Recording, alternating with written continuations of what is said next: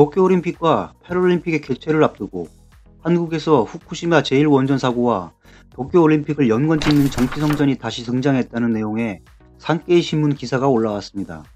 기사 내용을 요약해보면 서울 주한 일본대사관 건설 예정지 울타리에 도쿄올림픽 엠블럼과 도쿄 2020 문자, 일장기를 다룬 포스터가 붙었는데 흰 보호복 차림의 인물이 횃불을 들고 달리는 모습이 그려져 있으며 이 포스터는 성화봉송 패러디로 방사성 물질의 운반 장면을 묘사한 것이다.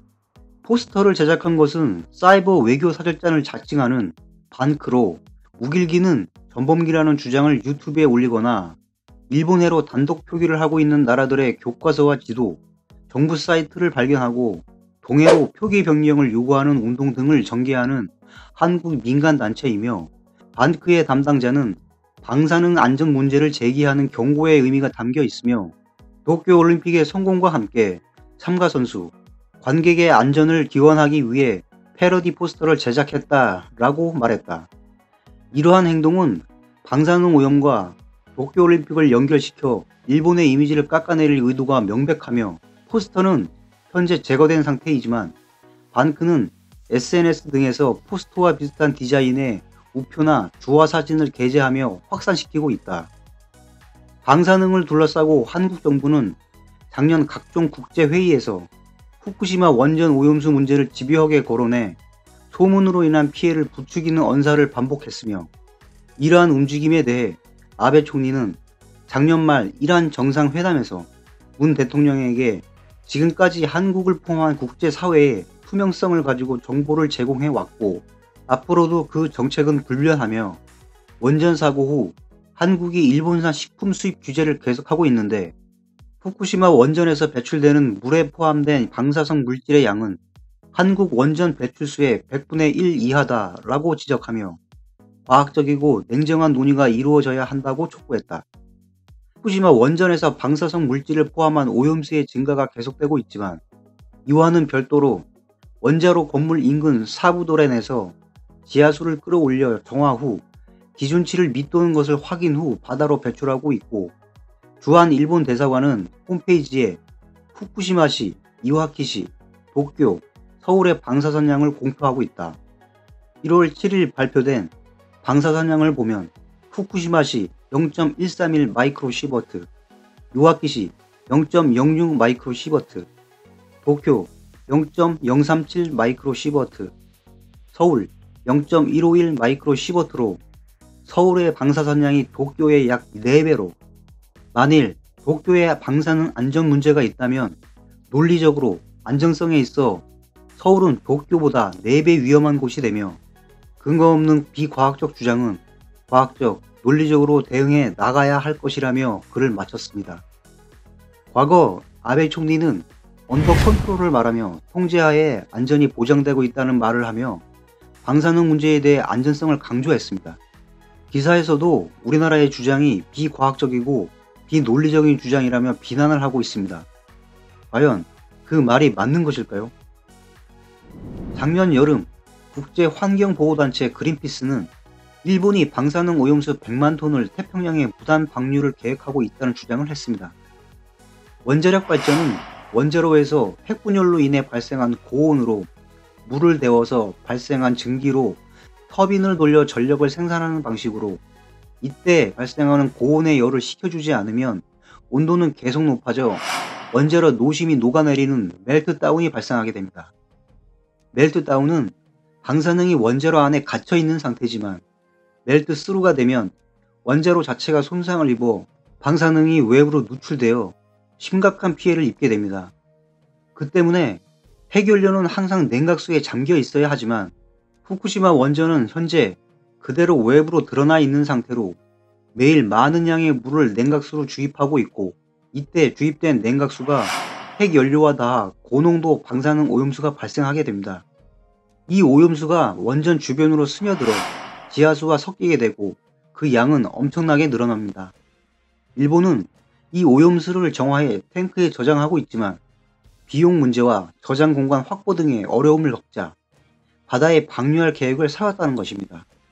또한 IAEA의 원전 관리 기준에는 액체 방사성 폐기물을 바다에 버리려면 충분히 희석을 통해 농도를 낮춰서 버려야 한다라는 내용이 있는데, 충분히 희석을 통해 농도를 낮춘다라는 의미 자체가 모호합니다. IAEA에서는 그 기준을 각국의 기준에 맡겨놓고 있는데, 일본 입장에서는 자국 기준에 따르는 것이 되기 때문에 고양이에게 생선을 맡겨두는 것과 같게 되는 겁니다. 게다가 지난번 태풍 하기비스가 왔을 때 상당량의 방사능 폐기물 자루가 유실이 되었는데, 제대로 된 저장 시설도 없이 검은 자루에 쌓여 야외에 적재된 채로 보관을 하고 있던 따라 정확히 얼마가 유실이 되었는지 파악도 되지 않고 강을 따라 바다로 흘러 들어갔을 걸로 보고 있습니다. 그동안의 일본 정부의 허술한 방사능 폐기물 관리는 여러 번 언론을 통해 보도가 되었습니다.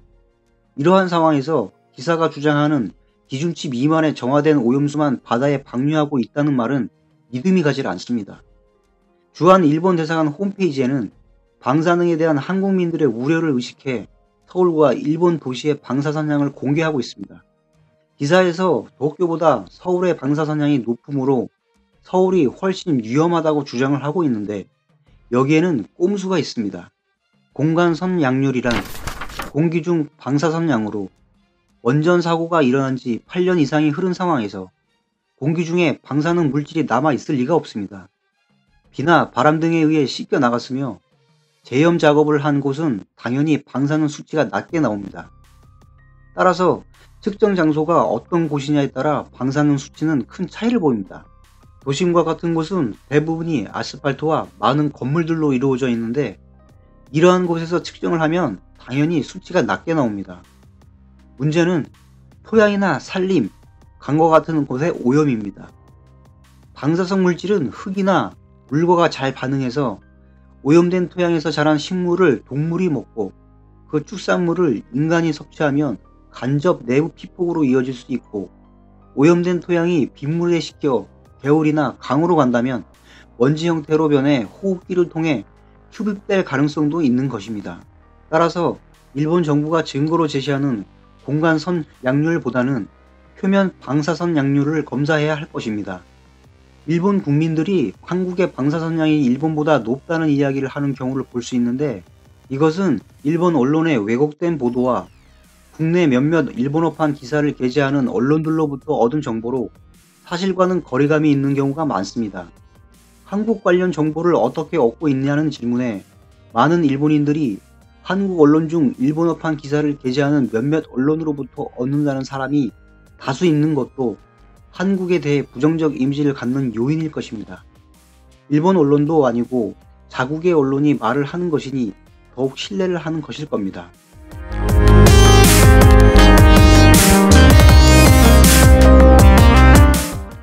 IOC는 중대사항으로 취급해야 돼. 벌칙으로 영원히 참가 자격을 박탈해라. 그러는 쪽이 평화의 재전에 도움이 될 거야. 아무리 일본이 미워도 재해 피해자들을 털뜯는 것은 지나쳐. 정말 화나네. 이걸 역용해서 한국민의 실태를 세계에 홍보할 수 있는 좋은 기회라 생각해.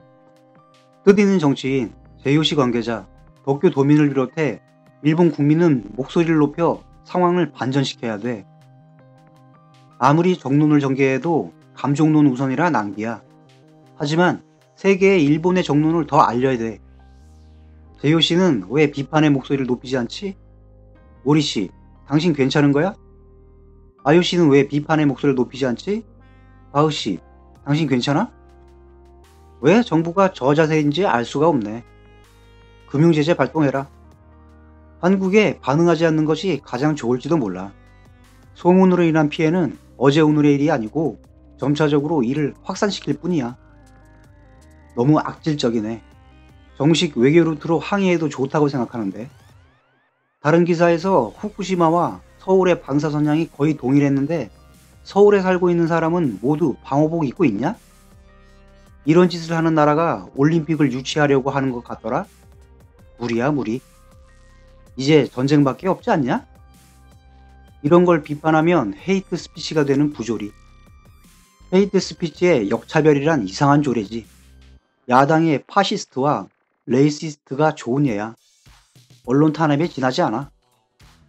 한국인이 하면 표현의 자유, 똑같은 일을 일본인이 하면 증오. 이 두 가지 기준 때문에 피곤하다. 아마도 세계에서 가장 음습한 국민성을 가지지 않았나 생각할 때가 있어. 음습하고 끈적한 올림픽이 있었다면 이미 금메달은 따놓은 거나 다름없지. 호날두 사건으로 이태리와 포르투갈에 이런 인식이 퍼졌길 바래. 이건 단순한 질투로밖에 생각되지 않아. 마음속 깊이 오지 않기를 바란다. 한국 선수가 올림픽에 참가한다면 제발 그 우주복처럼 생긴 옷을 체류 중 벗지 않기를 바랄게. 기대하고 있어. 오지 않기를 바래. 올림픽 전에 미국이나 북쪽에게 지워지면 좋겠어. 경기장에 우길기다, 일본의 표기다 라고 떠들 사람들은 오지 않았으면 좋겠어. IOC에 부탁합니다. 한국팀에게 반드시 보호장구 착용해서 참가시켜 주세요. 경기할 때도 방호복 입고 하면 좋지. 좋은 생각이네. 그 생각에 대찬성이야. 세계의 웃음거리가 되겠군. 보고 싶다. 서울적이 위험하니 서울 시민은 보호구 착용을 의무화해라. 일본의 문제의식을 국민에게 알리지 않으면 안 된다고 생각해. 하지만 일본의 미디어는 그런 것을 알리려 하지 않지. TV, 신문 등 매체는 왜 기사화하지 않는 거야?